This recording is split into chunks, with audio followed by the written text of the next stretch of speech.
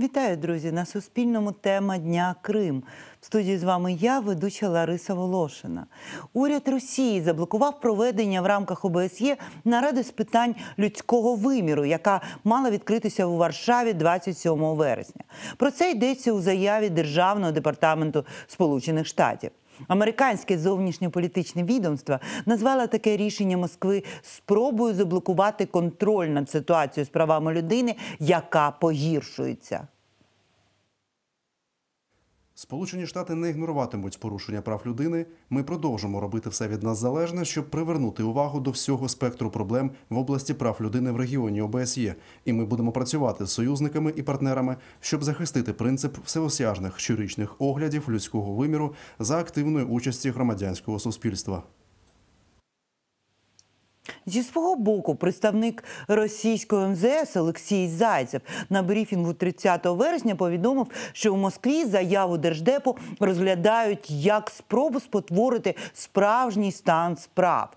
А депутат і член комітету з міжнародних справ Російської Держдуми Олена Паніна звинуватила Держдеп в спробах надати роботі ОБСЄ, далі цитата, «помилкові вектори». Детальніше про цю ситуацію та взагалі про роботу міжнародних інституцій в сучасних умовах ми поговоримо з нашим гостем. З нами на зв'язку Іскандер Барієв, член Меджлісу кримськотатарського народу, голова Кримськотатарського ресурсного центру. Вітаю вас, пане Іскандере. Добрий вечір. Добрий вечір. І от перше питання. Країни збираються, країни-члени ОБСЄ збираються провести, члени ПАРЄ збираються провести в рамках ОБСЄ нараду. Одна країна проти, просто не хоче. І все, нарада не відбувається. Як так сталося, що одна країна, один голос може вирішити долю всього європейського майданчику? Ну, в первую очередь я хочу сказать о том, что мы видим уже все тенденции, ну и даже не тенденции, а уже прямые действия Российской Федерации, которая делает вызов международным организациям, которая делает вызов международному сообществу. Если раньше Российская Федерация в рамках ОБСЕ пыталась, скажем, продемонстрировать иную точку зрения, в отличие от других общественников. Дело в том, что мы вообще, когда говорим о системе международных организаций, в данном случае Организация безопасности Совета Европы — это один из институтов Совета Европы, и данный институт он обеспечивает, или мандат данного института обеспечить безопасность в регионе Совета Европы. И, соответственно, страны, которые входят в Совет Европы, и в том числе страны, которые присоединились к ОБСЕ, потому что есть страны, которые, ну, допустим, те же Соединенные Штаты Америки, Канада, соответственно, конечно же, они и ставят задачу обеспечить безопасность в регионе. Почему вот такое поведение Российской Федерации? Но, на мой взгляд, здесь есть несколько причин. И, соответственно, в этом случае Российская Федерация пытается больше продемонстрировать, что она играет скрипку, и она не является влиятельным субъектом всех этих процессов и международных организаций. И поэтому здесь, ну, первая причина, на мой взгляд, основная, почему это происходит и почему Российская Федерация так поступила. Потому что выборы, которые были проведены в Государственную Думу Российской Федерации, на этом этапе произошли серьезные проблемы между ОБСЕ и Российской Федерацией. Во-первых, ОБСЕ планировало направить своих наблюдателей, в принципе, мандат ОБСЕ позволяет, и ОБСЕ зачастую направляет своих представителей для того, чтобы потом признать выборы демократическими и дать свою оценку. И, соответственно, многие страны ориентируются на позицию ОБСЕ, таким образом подтверждается легитимность той или иной, скажем, представительной власти или законодательной власти в той или иной стране, в странах региона ОБСЕ. Теперь получается, что в этом случае Российская Федерация очень сильно ограничила и, соответственно, стала диктовать свои условия. Ну и в связи с этим ОБСЕ не направила и проигнорировала участие в выборах в непосредственно в Государственную Думу. Таким образом, мы увидели ряд заявлений российских политиков, российского политического истеблишмента, что если ОБСЕ игнорирует, то, соответственно, как мы можем считаться вроде бы так с данной организацией. Хотя мы прекрасно понимаем, что это самая крупная организация по безопасности. И, соответственно, конечно же, сама деятельность этой организации, она очень важна. И это в том числе понимают и россияне. Но почему заблокировала и мотивировала это тем, что якобы на БДИПЧе ОБСЕ, это я хочу разъяснить для телезрителей, ну, наверное, это самое большое мероприятие, где принимают участие более 1000 человек и приезжают более чем с 57 стран. И таким образом это сочетание как стран-членов Совета Европы и ОБСЕ непосредственно, и в том числе многих общественных организаций. И вот здесь, завершая тему выборов, я перейду потом к другим причинам. Здесь хочу сказать о том, что Российская Федерация начала, вы как раз и говорили о заявлении Госдепартамента США на эту тему. И здесь вот это связано с тем, что Российская Федерация начала давать посылы, что якобы в рамках БДИПЧе ОБСЕ обсуждаются вопросы, связанные, или больше героизация происходит якобы националистов, неонацистов, нацистов и так далее. И таким образом пыталась навязать свою повестку дня. А с другой стороны, мы четко понимаем, что в рамках БДИЧ обычно обсуждаются нарушения прав человека, вопросы демократизации, сохранения демократии, развития демократии, сохранения институтов.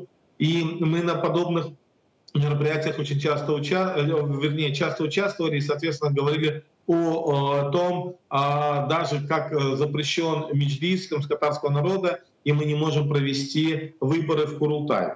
Поэтому Российская Федерация не захотела быть, скажем, мальчиком для битья, потому что однозначно этот вопрос поднимался бы связанный с выбором в Государственную Думу, а не участие ОБСЕ. И, конечно же, Российскую Федерацию это не устраивает. Вторая причина.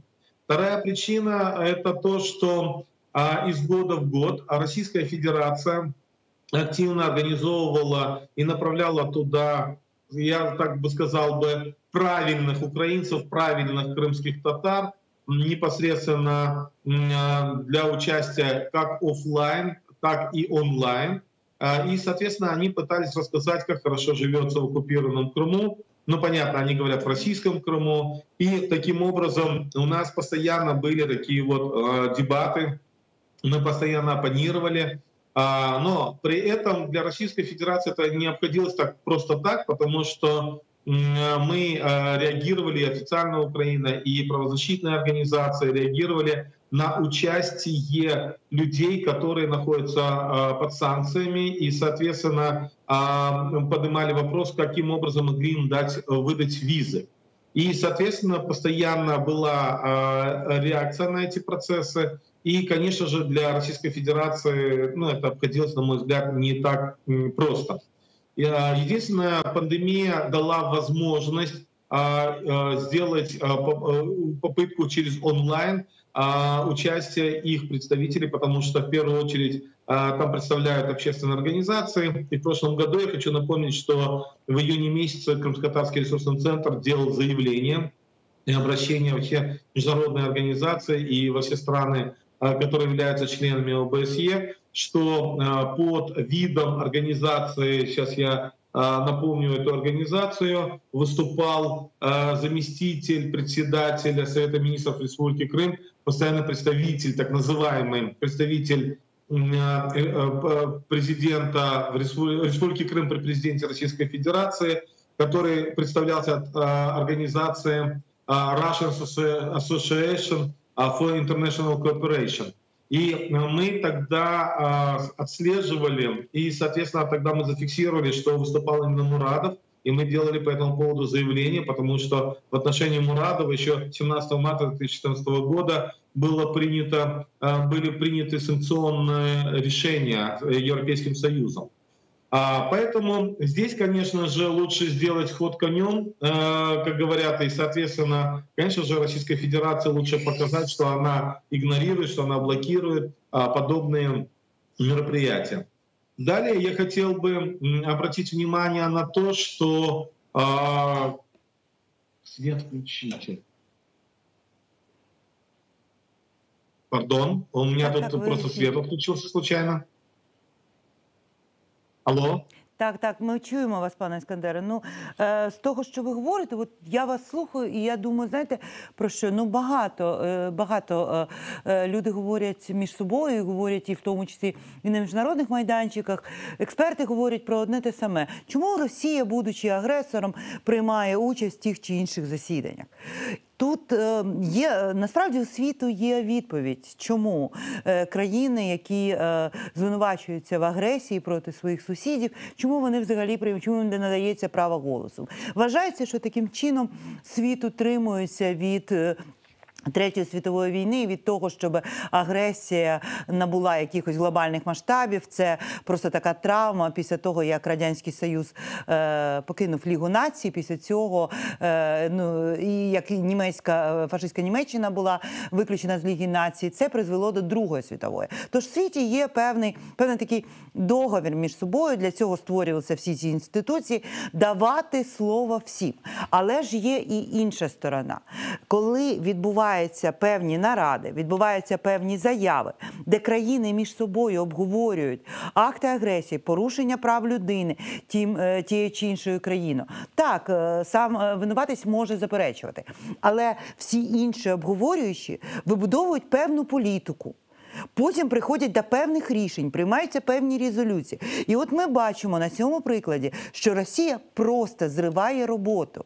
І отут я може ви мене виправите, але мені здається, що на цій нараді безумовно мало звучати кейс Нарімана Джеляла, те, що відбувається зараз щодо Меджлісу кримсько-татарського народу в окупованому Криму. І от Росія просто нівелює будь-який процес, будь-яку можливість донести цю інформацію. На ваш погляд, чи є можливість створення якихось інших майданчиків, або якихось інших процедур, де одна країна з 57 не може заблокувати проведення заходу? Вона може не приймати участь, це її право. Але не дати іншим говорити, це вже волюнтаризм і порушення прав. Я думаю, единственный такой майданчик, который сегодня назревает, и саммит Крымской платформы, который проходил в августе месяце, это как раз-таки тот майданчик, когда все союзники Украины, друзья Украины могут объединиться и, соответственно, выработать совместные дальнейшие действия, как на высшем уровне, так на уровне общественном, либо экспертном, также и на уровне межпарламентском. И поэтому над этим, конечно, нужно работать. И, кстати, я бы хотел сказать, что вот подобные действия Российской Федерации в контексте ОБСЕ очень важно использовать украинскому дипломатическому корпусу для того, чтобы показывать о том, что насколько есть актуальность Крымской платформы и насколько важно развивать эту тему. Но мы же понимаем, почему площадки ОБСЕ или ООН, они важны, потому что здесь как раз-таки это те площадки, где могут собраться все, в том числе и та страна-агрессор, в отношении которой хотят донести или провести какие-то дальнейшие санкционные действия. Кстати, я не договорил еще одну причину, на мой взгляд.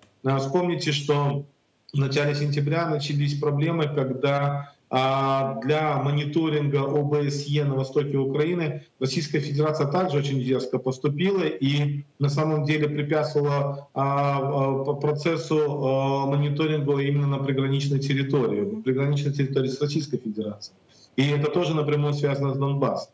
Ну а уходя уже дальше, что же дальше делать, как дальше реагировать. Но я назвал Крымскую платформу, это, конечно же, для того, чтобы союзники думали, как же реагировать на эти процессы. Понятно, никто не хочет воевать, никто не хочет Третью мировую войну, но здесь уже сегодня многие эксперты, международные эксперты говорят о том, что сегодня, допустим, геостратегия ряда государств она поменялась. В частности, когда мы говорим о Соединенных Штатах Америки, то Соединенные Штаты Америки, они сами отказываются быть мировым полицейским.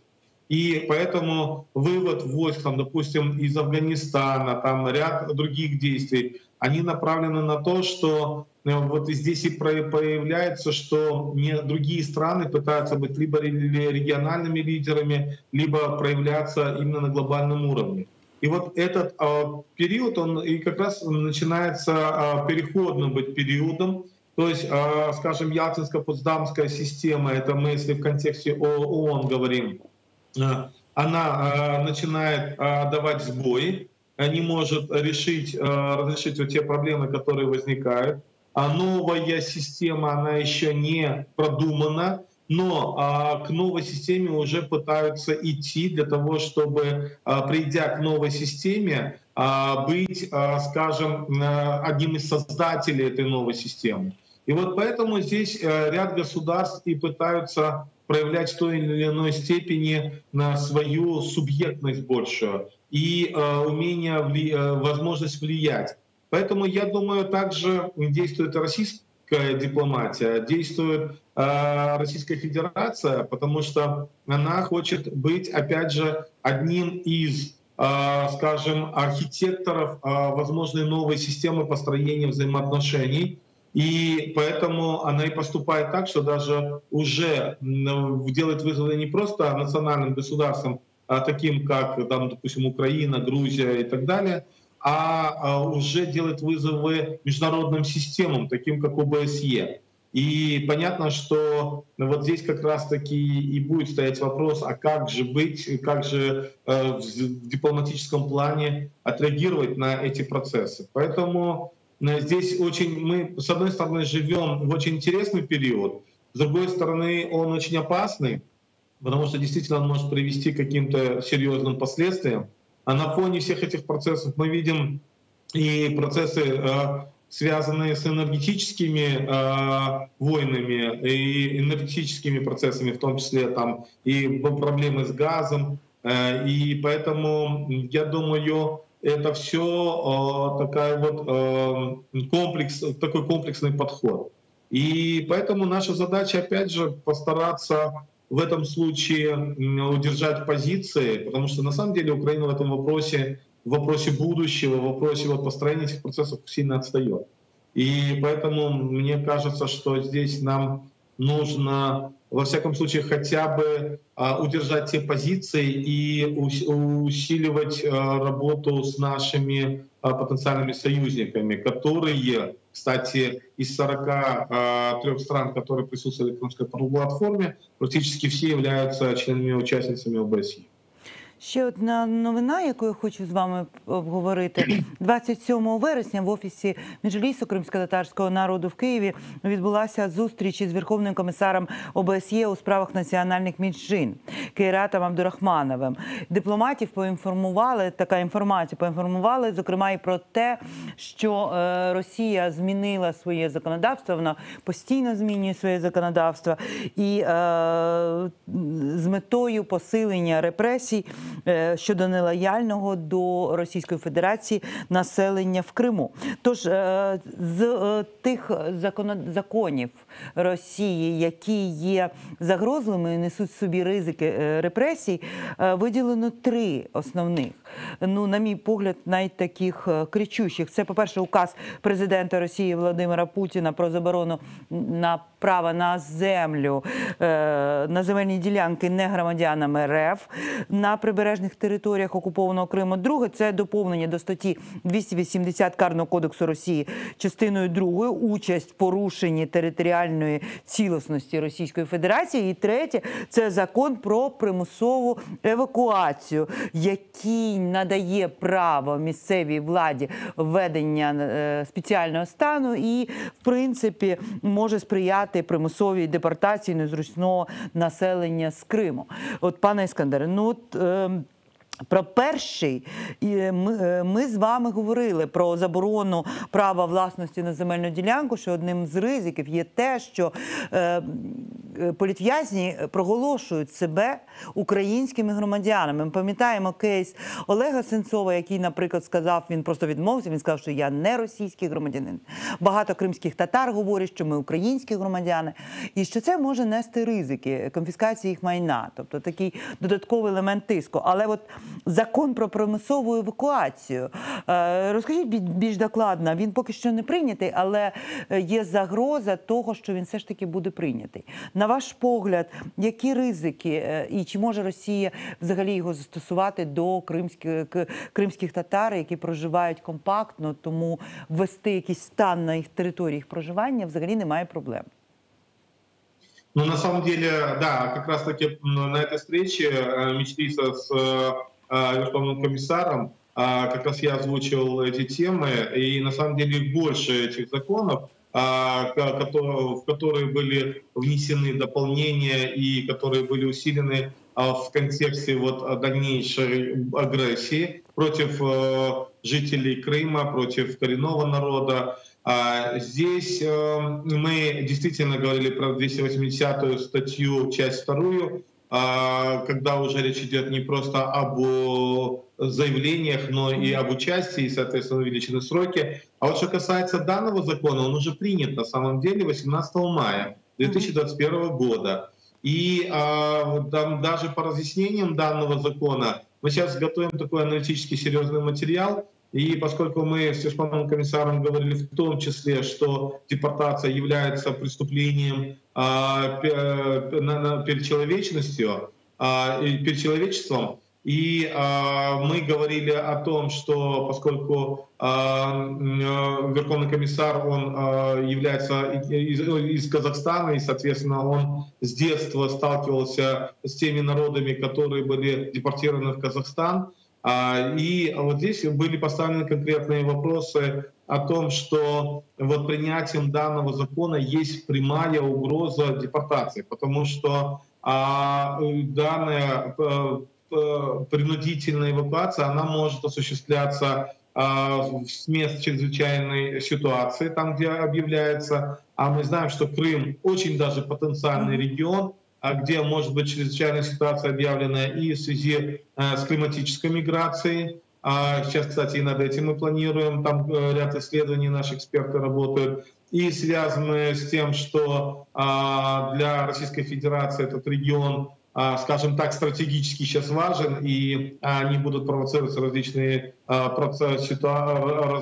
провокации, как это произошло с Нариманом Джелялом. И, кстати, даже принудительная эвакуация может осуществляться, и если регион будет называться потенциальным регионом для чрезвычайной ситуации.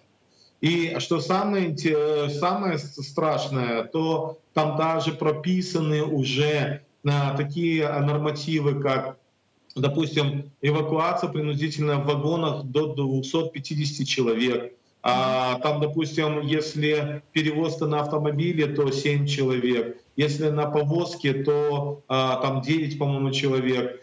И так далее. И что еще даже предусмотрено, что пешим ходом будут эвакуироваться люди в сопровождении конвоя со скоростью 4-5 км в час. Но 5 км в час — это ходьба взрослого, здорового человека. А здесь, если говорить про семьи, стариков, детей, про женщин. Ну и кроме того, там даже прописано и то, что помещения должны оставлять, не создавая какого-либо сопротивления, и оставлять открытыми двери. То есть этот закон на самом деле, он как-то прошелся, не было публичных каких-то публичной реакции в самой Российской Федерации.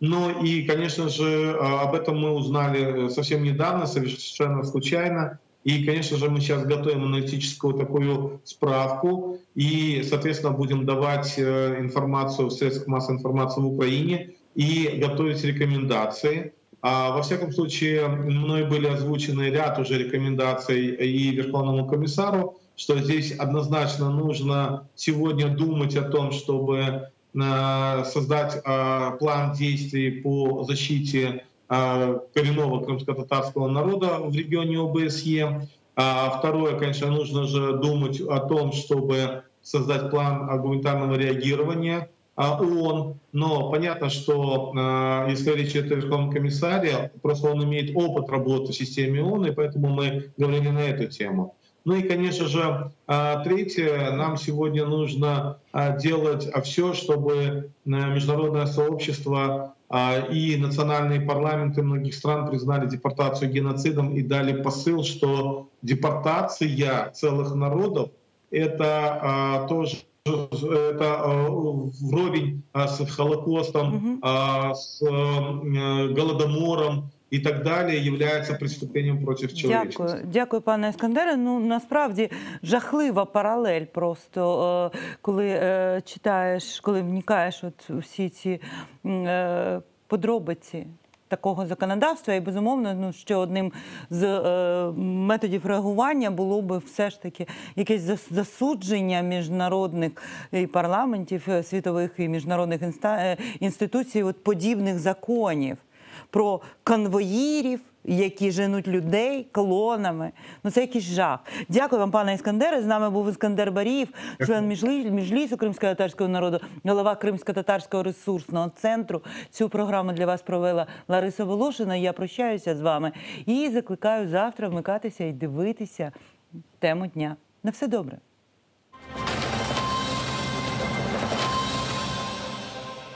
Доброго, спасибо.